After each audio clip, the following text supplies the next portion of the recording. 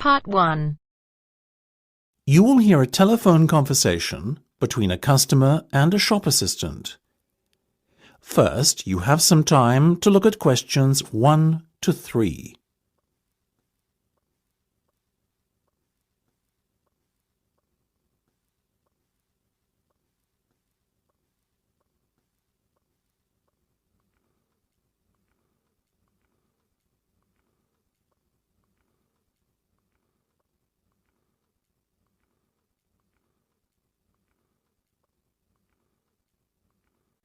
You should answer the questions as you listen, because you will not hear the recording a second time.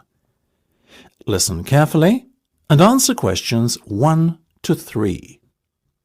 Good morning, Jenny's Suit Rental. Jenny speaking. How may I be of service? Hi there. My name is Max Jones.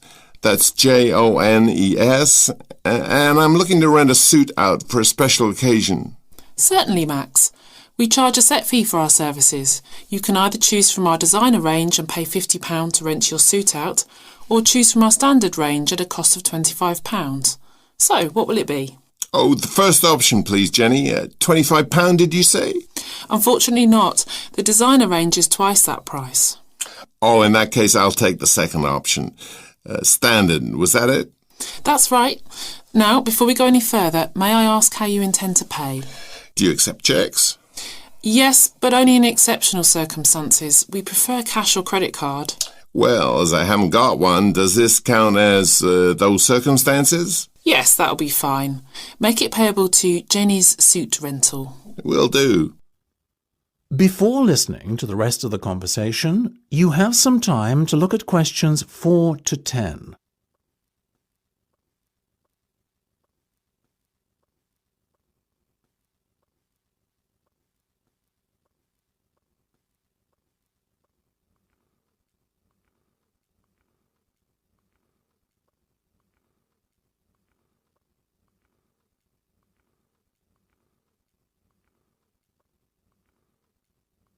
Now listen and answer questions 4 to 10.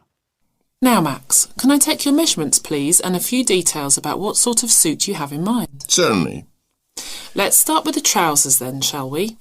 What is your waist size and leg length? I used to be 32 waist, you know, but these days it's more like 36. Too many cream pies.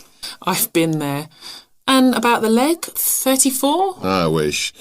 I'm afraid I'm somewhat lacking in the height department. Not even a 32. 30, I'm afraid. Never mind. As for the colour, could you do a dark grey suit? In fact, we have a very smart one of those in just your size. You're in luck. Now, what about shoes? Same colour? No, I think I prefer something darker. OK, let's go with traditional black then, shall we? What about size? I'm a size 45. By my calculations, that's 10 in our sizes. And style? What have you got? We do suede, nubuck and traditional leather. Definitely the last one. Very well. And will you be wanting a necktie? Do you do bow ties? Of course. I'll put one of those down in your order. Dark grey, I presume? Perfect. To match the suit. I think I fancy a light blue shirt, by the way. Might I recommend a green? Green would go very well with the suit you are renting. Light or dark? I'd say dark. Dark it is then. My neck size is 17 and a half. Hard to believe that a little over a year ago I could fit into a 15, isn't it? Those cream pies again, right? You got it. Now, what about your suit jacket? Same colour as the trousers, obviously, but what size? Medium should be fine. You sure? Yeah. And have you got any of those 3-button ones? I'm afraid not. The 1 and 2 button suit jackets are far more popular at the moment. In fact, the 1 button is all the rage. Let's have that one then. No problem. Now. That is the end of part 1. You now have half a minute to check your answers.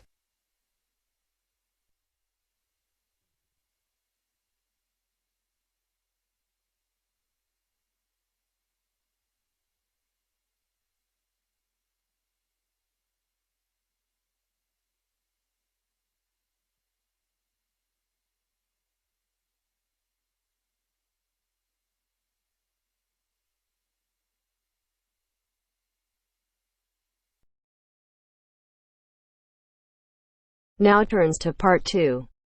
Part 2.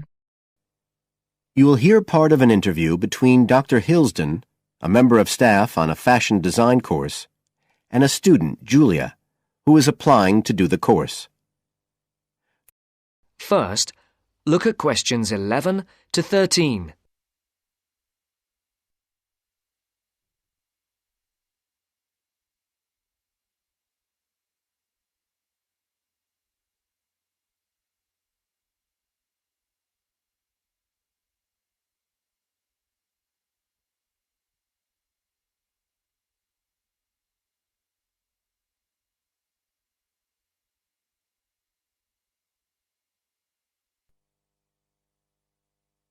Right, Julia. So, from your CV and portfolio, and what you've already told me, you seem to be very much the sort of person we're looking for on the postgraduate course. So tell me, you finished your fashion design course in London 4 years ago. Did you think of carrying straight on and doing a higher degree at the time? Yes, but there were financial pressures. So I ended up working in the retail industry, as you can see from my CV. And actually, it was a very useful experience. In what way? Well, I was lucky to get the job with Fashion Now. They're a big store. And one of my priorities was to get as much experience as possible in different areas. So that was good because I had the chance to work in lots of different departments.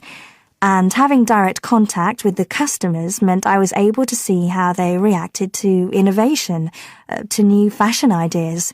Because with Fashion Now, a designer might show something in New York or Milan, and there'll be something similar in the shop within weeks. So that was probably the most useful thing for me. Right. And so what's made you decide to do a postgraduate course now? Well, while I enjoyed working at Fashion Now, and I learned a lot there, I felt, well, the way forward would have been to develop my managerial skills, rather than my skills in fashion design, and I'm not sure that's what I want to do. Yes. When I was doing my degree in London, I'd been interested in women's wear, but I know that there's been a lot of work done in areas like new fabric construction. And though I'm not intending to go too deeply into the technology, I'd be very interested in looking at how new fabrics could be used in children's wear. So I'd like the chance to pursue that line. Yes, good. And are you at all concerned about what it's going to be like coming back into an academic context after being away from it for several years? No, I'm looking forward to it. But I'm basically more interested in the application than the theory. Or at least that's what I've found so far, and I'm hoping the course will give me the contacts and skills I need eventually to set up my own enterprise. I'm particularly interested by the overseas links that the department has. Yes, many of our students look overseas or to international companies for sponsorship of their projects.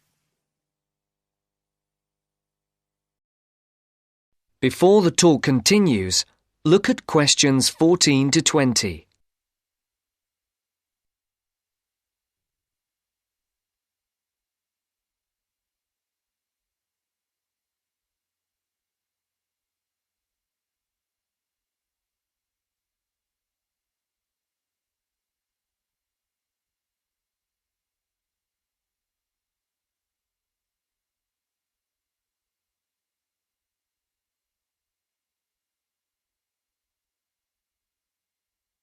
As you listen to the second part of the talk, answer the questions. And the facilities here look excellent. I just went to look at the library. It's really impressive. There's so much room compared with the one at my old university. Yes, most students find it's a good place to study. And there are link-ups to other universities, of course, and all the usual electronic sources. The staff run an information skills programme, which we recommend all postgraduates do in the first week or two.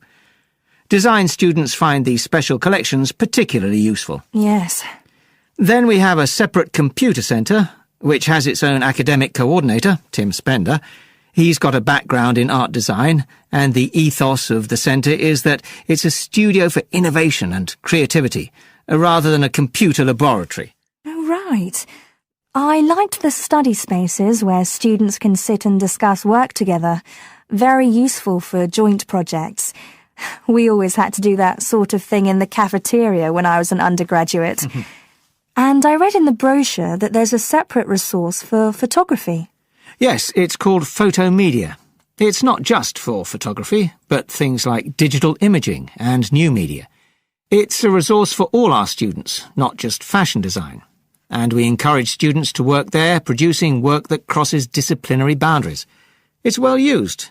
In fact, it's doubled in size since it was set up 3 years ago.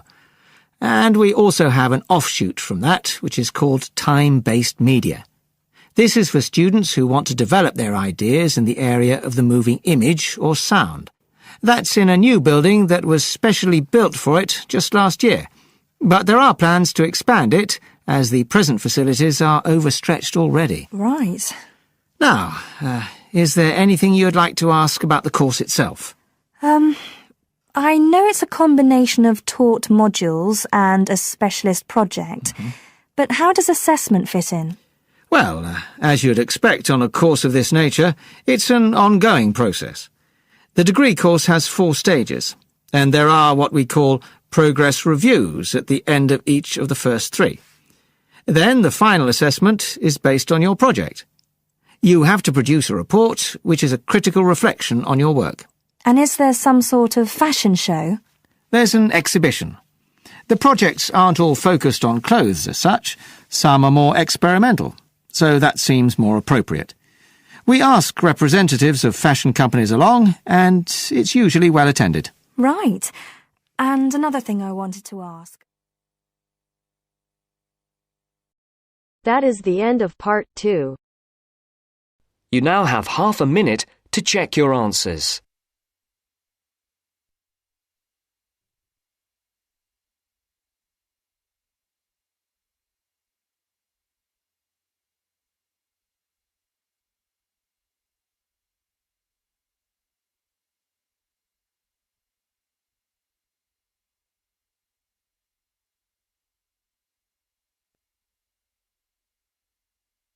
Now turns to part 3. Part 3. Richard Murray, a zoologist and popular TV personality, has been giving a talk on endangered species of wildlife to members of the Young Conservationists Association in a small town in the south of England. Listen to the extract from the discussion he had with 2 of the young people after his talk. First, you have some time to look at questions 21 to 25.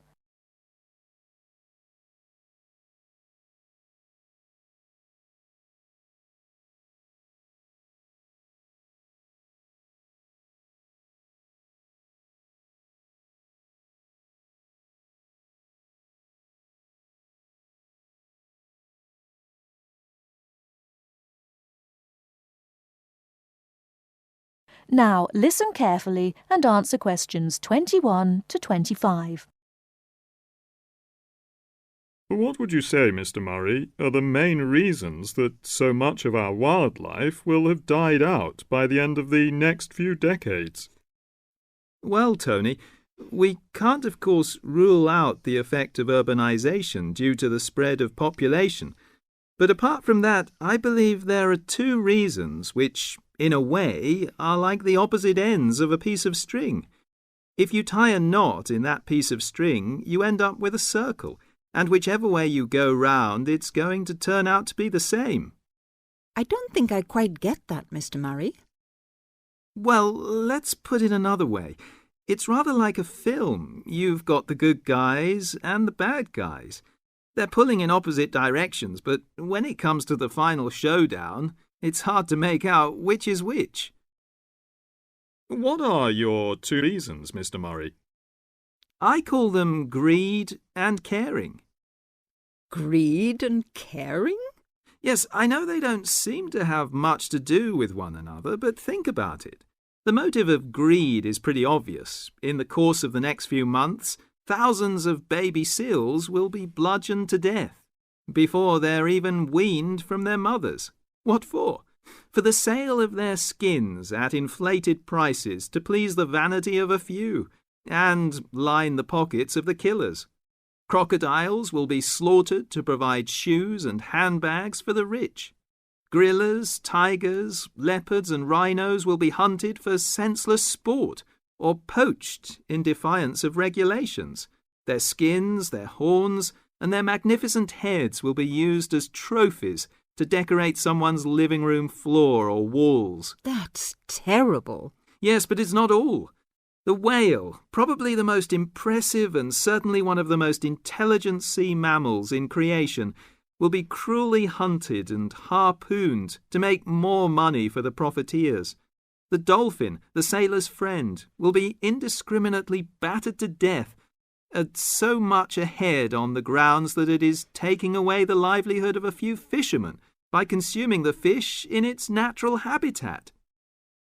But surely, Mr. Murray, we do have to keep warm. We need whale oil and ambergris. Fishermen have to make a living.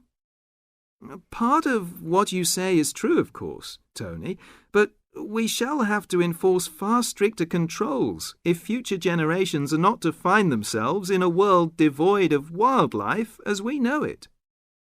Well, I see what you mean about fur coats and crocodile handbags, Mr. Murray, but I don't understand what you mean by caring. That can't be bad, surely. I mean, I thought we were supposed to be living in a caring society. Well, so we do, in a way. The trouble is, there are so many well-intentioned people who start out with the best possible motives of trying to protect or immunize us from this, that, or the other in the most effective way at the quickest possible rate. But in their enthusiasm, they lose sight of the long-term consequences. It's only very gradually that the danger to other forms of life, including humans, comes out. Not to say leaks out, and by that time it'll probably be too late to do much about it. Take insecticides, for instance. But Before you hear the rest of the talk, you have some time to look at questions 26 to 30.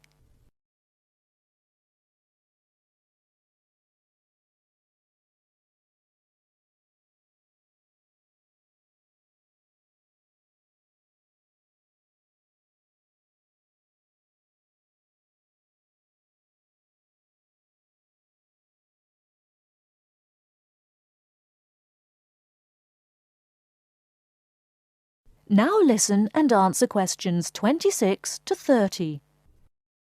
But insecticides protect crops from pests. They destroy disease-carrying mites and creepy crawlies like cockroaches. True, but nature has a way of developing her own immunity against insecticides and other pest controls, with the result that the biologists are driven to inventing stronger and stronger compounds, which, though they may annihilate the pest, nevertheless permeate the environment, are assimilated by plant and animal life, and become absorbed by the soil. Countless innocent creatures, the beaver or the mole, for example, are performing a useful task in the natural control. The alarming prospect is that as these poisons enter the foods we eat, and consequently our own systems, they'll find their way into the body of the pregnant mother and into her milk, offering incalculable risks to the unborn or newly born infant. In spite of all our technological expertise, our time is running out. We're virtually destroying ourselves. That is the end of part 3. You now have half a minute to check your answers.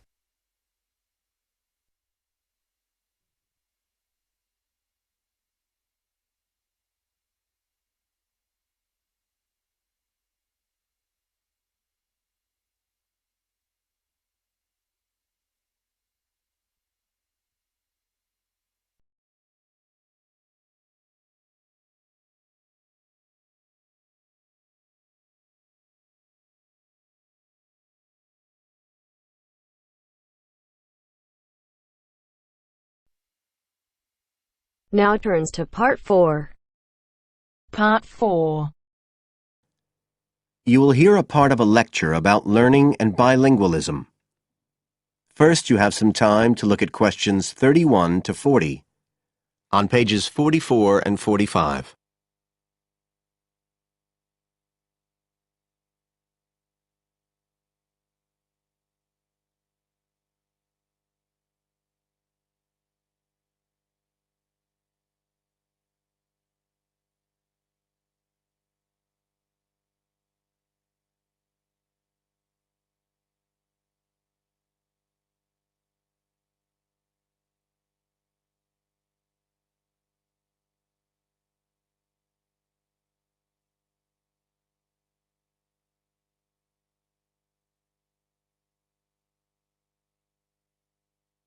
Now listen carefully and answer questions 31 to 40. When we look at theories of education and learning, we see a constant shifting of views as established theories are questioned and refined or even replaced, and we can see this very clearly in the way that attitudes towards bilingualism have changed. Let's start with a definition of bilingualism. And for our purposes today, we can say it's the ability to communicate with the same degree of proficiency in at least two languages. Now, in practical terms, this might seem like a good thing, something we'd all like to be able to do. However, early research done with children in the USA in fact suggested that being bilingual interfered in some way with learning and with the development of their mental processes. And so in those days, bilingualism was regarded as something to be avoided, and parents were encouraged to bring their children up as monolingual, just speaking one language. But this research, which took place in the early part of the 20th century, is now regarded as unsound for various reasons, mainly because it didn't take into account other factors such as the children's social and economic backgrounds. Now, in our last lecture, we were looking at some of the research that's been done into the way children learn, into their cognitive development, and in fact we believe now that the relationship between bilingualism and cognitive development is actually a positive one. It turns out that cognitive skills such as problem solving, which don't seem at first glance to have anything to do with how many languages you speak, are better among bilingual children than monolingual ones. And quite recently, there's been some very interesting work done by Ellen Bialystok at York University in Canada. She's been doing various studies on the effects of bilingualism, and her findings provide some evidence that they might apply to adults as well. They're not just restricted to children.